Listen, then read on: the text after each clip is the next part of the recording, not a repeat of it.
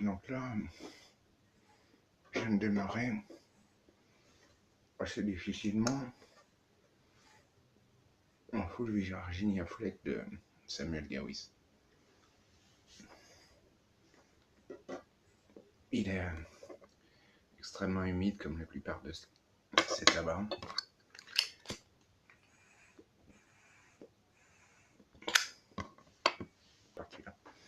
Donc c'est des flecks qui sont extrêmement épais, comme tous les Samuel Gawis.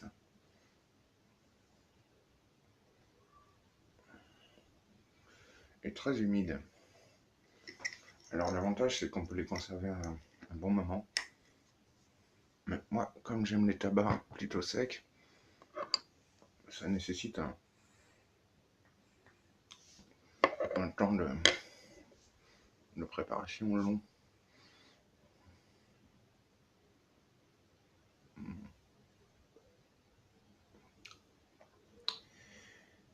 Donc c'est un Virginia simple, pur. Et là, des Virginia purs, ce sont des tabacs qui ont une immense palette de saveurs en fonction de l'âge, du traitement en usine, etc. Donc on va trouver dans les Virginia purs, j'entends, hein, vraiment extrêmement divers et variés. Par exemple, le Virginia numéro 1 de Mac Baren est plutôt brillant, c'est-à-dire plus proche du foin. Et là, on a un Virginia que j'appellerais mature, c'est-à-dire plus dans la terre, aux élans de cacao profond. Donc c'est ça qui est très intéressant avec les Virginia purs. Il y a énormément de saveurs qui se développent et ça dépend des blends qu'on achète, enfin des non-blends. Mais vraiment, la palette est immense dans les Virginia et en fait, il y a des saveurs extrêmement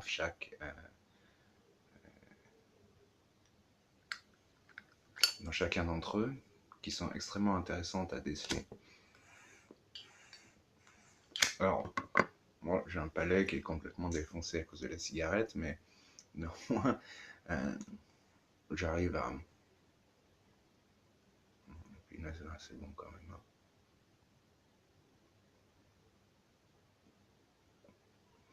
Ouais, là on est plutôt sur du terreux, quelque chose de très profond, très dense. On n'est pas dans la brillance presque de cigarette qu'on peut trouver dans d'autres Virginia pures. Hein. J'en ai pas goûté des masses non plus. Et d'ailleurs, en France, il y a le full Virginia Fleck qu'on peut trouver. Et Samuel Gawis en fait un autre qu'on trouve ici, qui est le Best Brown. Alors personnellement, j'aime beaucoup moins. Je le trouve... il est bon aussi, hein, vraiment. Best Brown, mais il y a moins de finesse dans le développement de la fumée. Il est plus droit. Bon, c'est tout à fait personnel. Hein.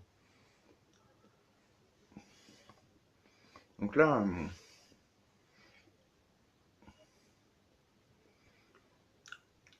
je voulais parler de deux compagnies américaines. C'est GLP's et Cornell & Deal, qui sont à ma connaissance pas distribués en Europe. Et ce qui se passe, c'est que moi, depuis quelques mois, quelques années, je développe un goût certain pour le numérique, qui s'appelle les vapeurs dans les forums. Alors ça aurait été plus marrant de faire Viper ou Viper. Bref, peu importe. Donc, en Europe, il y avait quoi? Il y a le St. James Fleck de Samuel Gawis, qui est délicieux. J'avais goûté quoi également? Le Cannabis Mixture chez Samuel Gawis aussi. Alors lui, il est intéressant parce qu'il a cette coupe en coin cut, des tout petits ronds, curly cut même, c'est-à-dire coin cut un peu loose, qui viennent du Three Nuns. Je parlerai du Three Nuns tout à l'heure. Et donc, en Virginia Perry, il y avait quoi? Évidemment l'Elizabethan Mixture, qui est celui que je trouvais le plus facilement ici, qui va s'éteindre également. L'acadian Perique de McBaren collection HH, qui est vraiment extraordinaire à mon goût, extrêmement complexe, mais dans le bon sens du terme, c'est-à-dire avec beaucoup de saveurs qui se développent, etc.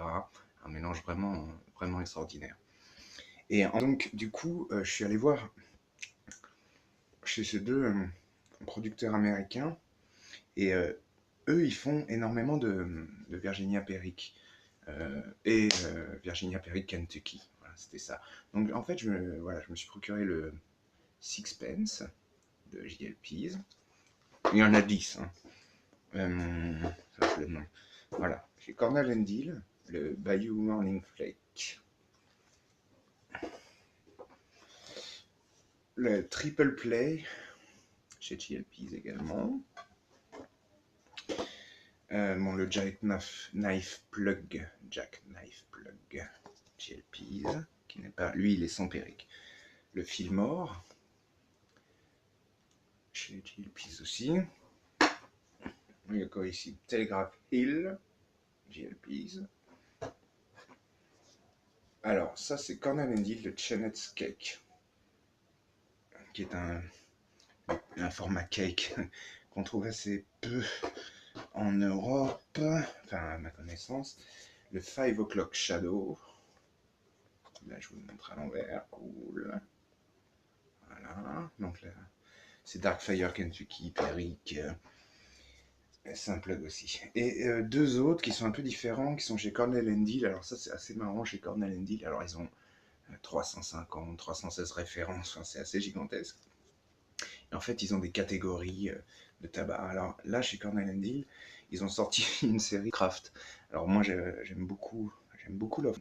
C'est un auteur qui me fascine énormément. C'est un univers vraiment, vraiment très intéressant. On est à la lisière de l'Angleterre victorienne. Enfin, c'est vraiment, vraiment chouette. Donc là, j'ai commandé le Dreams of Kadath. Alors, je ne sais pas si vous voyez correctement, c'est très sombre. Hein. Et de la musique de Timothy Zahn. Non, pas Timothy, Eric Zahn. Timothy Zahn, c'est Star Wars. J'avais commandé, ouais, voilà, le Mad Fiddler's Flake. Alors, c'est deux mélanges vraiment étranges. Le Mad Fiddler's Flake, je l'ai goûté. Donc, il y a du Virginia, Perique, Black Cavendish et une feuille qui s'appelle Casturi, qui est une feuille à cigare, apparemment, qui est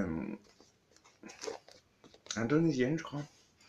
Et donc, elle a un parfum vraiment étonnant, de mélange de clous de girofle, d'épices comme ça, c'est vraiment étrange. Alors pareil, le Dreams of Kadath, je ne l'ai pas encore goûté, mais il y a 2-3 trucs. Du Caterini. Alors c'est Darkfire Kentucky, Caterini, Perique, Virginia Burley, Black Cavendish. Alors là on y va, on n'est pas loin du clan aromatique en nombre de feuilles différentes. Et le Caterini, c'est un oriental un petit peu particulier, paraît-il aussi. Je ne l'ai même pas encore ouverte, donc je ne sais pas du tout quel parfum elle dégage. Donc voilà, je vais me déguster ces petits trucs là. Et je trouvais intéressant, c'est JLP, je regardais tout à l'heure, ça vient des années 2000, quoi. Donc c'est parce que c'est vrai qu'il y a dans les tabacs à pipe, il y a les grandes marques luxueuses, Dunhill, Davidoff qui fait des trucs extraordinaires. Hein. Franchement, il y en a peu, mais moi les Flake Medallion et l'English Mixture, qui n'est pas un English, hein, je les trouve absolument délicieux, quoi. Vraiment, vraiment. Et surtout l'English Mixture. Il y a le Dunhill qui s'éteint, il y a Peterson qui est un peu trouble aussi au niveau de sa distribution. Et voilà pour les grands trucs. Il y a McBaren pour le début, milieu de gamme. Et, et après, voilà, à part pas grand-chose, quoi. Puis bon, Samuel Gawis, évidemment. Et ces marques-là, alors Denis, il va jouer un petit peu la carte de l'élégance, du raffinement, bah, Davidoff évidemment aussi, Peterson, euh, j'allais dire milieu universitaire, bon, c'est peut-être à cause de leur university flag, mais voilà, ils jouent beaucoup sur l'historique de leur production, avec des grands noms qui ont pu fumer ça, hein, le Royal Yacht qui était fumé par Simon, je crois. Et Samuel Gawis aussi qui joue l'authenticité, on fabrique nos blends sur des machines d'époque, etc. Et ce que je trouvais intéressant avec JLP et Cornell Deal, qui sont... euh, c'est Cornell Deal qui produit JLP. On s'est lié, quoi. Vous voyez, les boîtes sont pratiquement les mêmes. C'est que c'est... voilà, c'est des...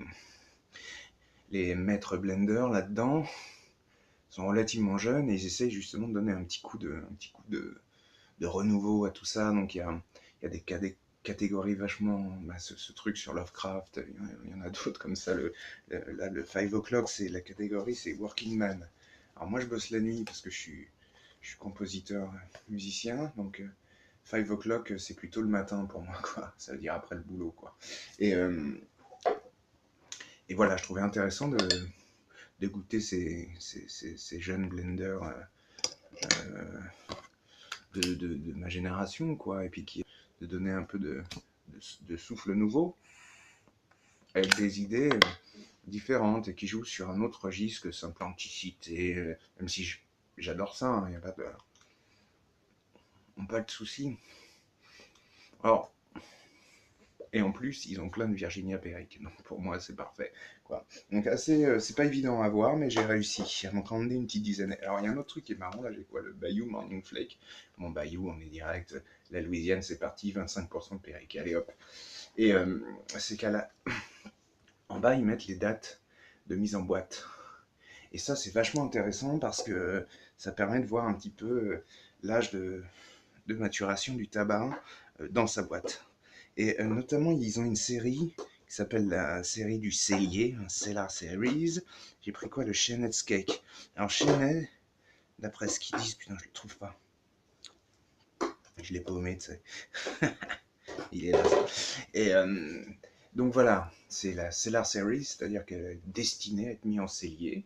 Et là, ils mettent Estimated Peak, c'est-à-dire le moment où il sera le meilleur, 10-15 ans. Alors, voilà, je vais peut-être attendre un peu parce qu'il a été mis en boîte en, en août. Mais 15 ans, non, non, je vais le fumer avant. En plus, c'est un cake, je connais pas les crumble cakes. Je connais pas ça, j'en ai jamais fumé. Donc le crumble cake, c'est un écrasement de ribbon cut ou de coarse cut, et puis ça s'émiette, quoi. C'est pas un plug qu'on découpe en tranches et qu'on émiette ou pas après, d'ailleurs. Des petites découvertes intéressantes, peut-être un petit peu plus jeunes que tout ça. En tout cas, moi j'ai goûté le Sixpence, euh, qui est vraiment, vraiment, vraiment bien. Vraiment bien, vraiment bien. Il nécessite peut-être un peu d'aérage, ouais. J'ai goûté aussi le Fillmore, je trouvais très bon également. Donc, le pourquoi du Berrick, vous savez, quand j'ai démarré les internet, moi j'étais encore dans les aromatiques à fond, de toute façon. On trouve pratiquement que ça ici, une fois qu'on a goûté le gris assez typique, avec le souvenir Première Guerre mondiale dans la tête. Eh bien, fin des années 90, début 2000, en France, et on a trouvé du Saint-Bruno, du Herring-Mort, je me rappelle avoir trouvé ça. Et eh bien, il y avait les aromatiques, quoi.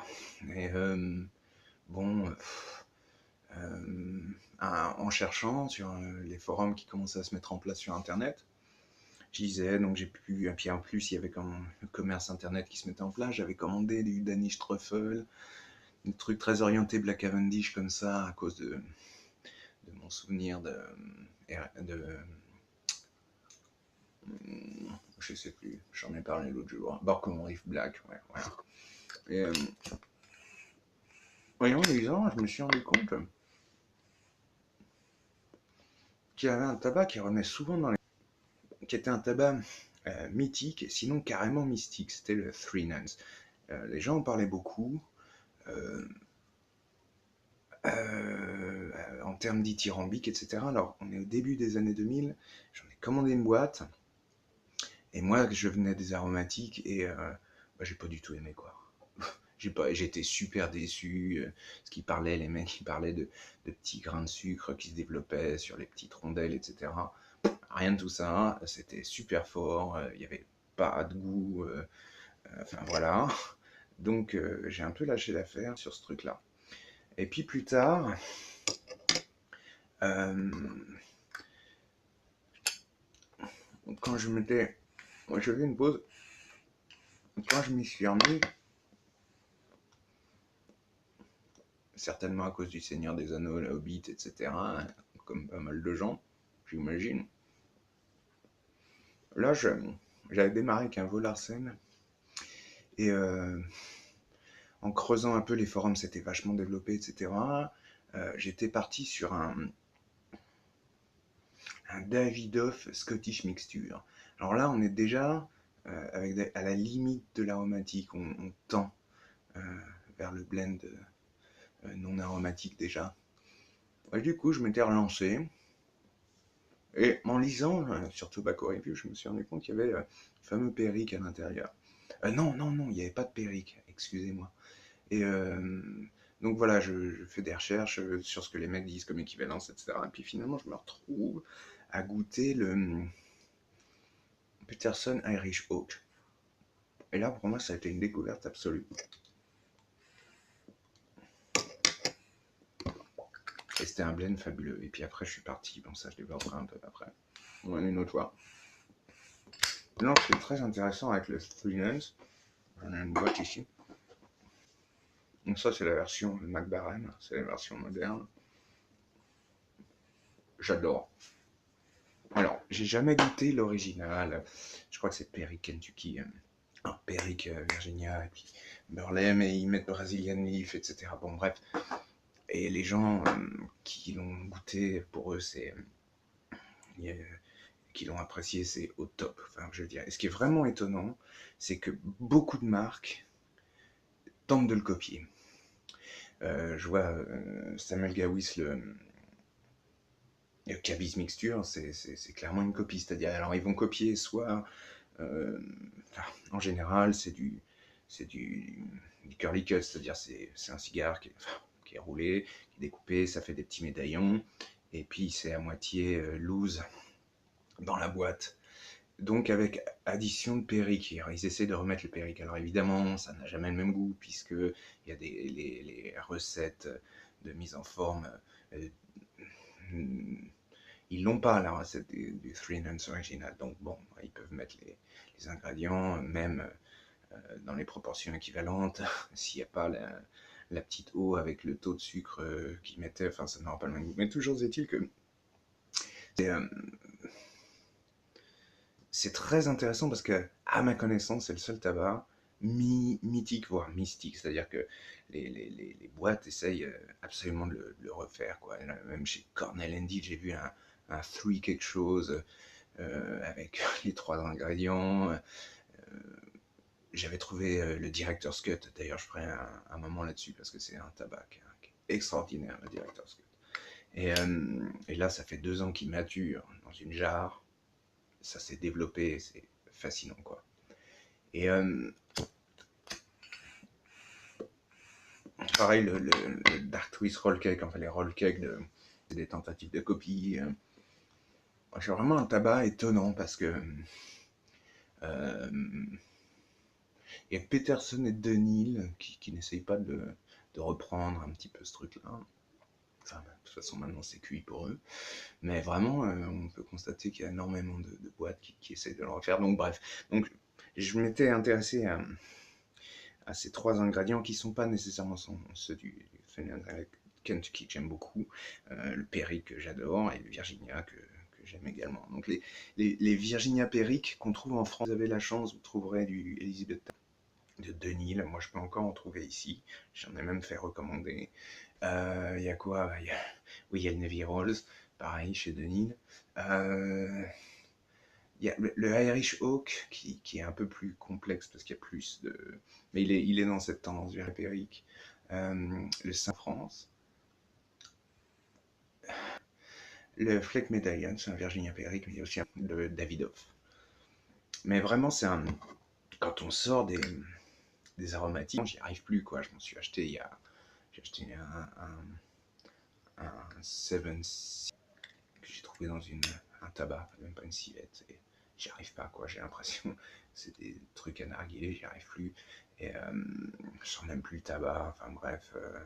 Après, j'ai peut-être pas goûté les bons aromatiques, mais déjà, dès que je sens un parfum qui s'éloigne trop du tabac, ça marche plus, quoi. J'y arrive pas. Et c'est marrant parce que dans le spectre opposé, il y a les Anglais, ce qu'on appelle les Anglais, avec une proportion de l'Atakia. Alors là, c'est pareil. L'Atakia, je trouve qu'il prend vite le dessus sur tout. Et j'ai pas le palais du tout assez fin pour pouvoir discerner quand il y a du Latakia. Ouais, ça, il faudra aussi que j'en parle un moment. Donc voilà, un petit truc sur ces petites choses que je vais goûter. Ouais, le Matt Feeders Flake, là, avec la petite feuille de Castuni, ou Duril, hein, c'est pas l'actrice, Katsumi, Kastumi, je sais pas, bref. Donc, ouais, vraiment extrêmement intéressant. Il y a un petit sucre naturel, ça c'est pareil. Il y a un sucré naturel, parce que même si les aromatiques me déplaisent âprement, non, j'aime bien un petit côté sucré dans mon tabac, et c'est vrai que les Virginia peuvent le développer. Voilà, on est bien dans le sucré là, sur le Virginia Fleck. Hein. Ouais, c'est délicieux. C'est vraiment délicieux, c'est une grande réussite. À mon goût. Donc ouais, le Three Nuns, qui un tabac vraiment mythique, mystique même, parce que vraiment ça y va, c'est fascinant. Alors Tolkien en aurait fumé, donc voilà, bon, lui, visiblement c'était plutôt de Capstan, mais bon, ça a participé à tout ça. Puis là, c'est marrant parce que McBaren en ont sorti deux autres, donc ça c'est l'original, c'est-à-dire rouge. Ils ont sorti un Virginia pur, jaune, et un Virginia Perique qui est vert, ou je sais plus, un mélange des deux, enfin, où j'ai mélangé les deux. Mais bon, voilà. Donc, conseil de goûter ça, ça ouvre, ça ouvre les horizons, quoi. Et puis, ouais, j'ai hâte de tester ces trucs-là chez Netscape. Ouais. Aussi qu'il y ait des blenders qui se dégagent un peu de toute cette tradition qui est certes délicieuse, mais qui doit être un petit peu pesante pour les blenders. C'est bien, c'est bien, c'est bien d'y aller, c'est bien de tenter des trucs, et voilà. Faut aller de l'avant, quoi.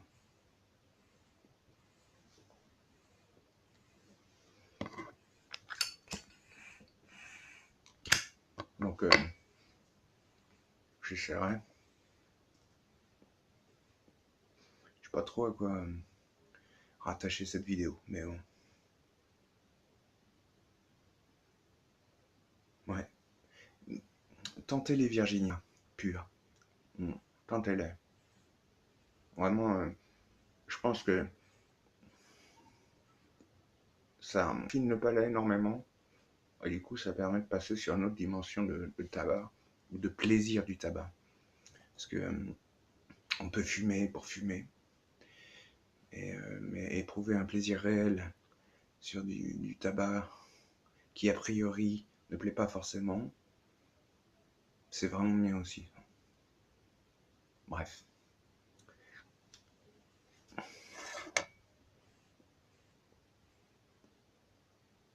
Au plaisir.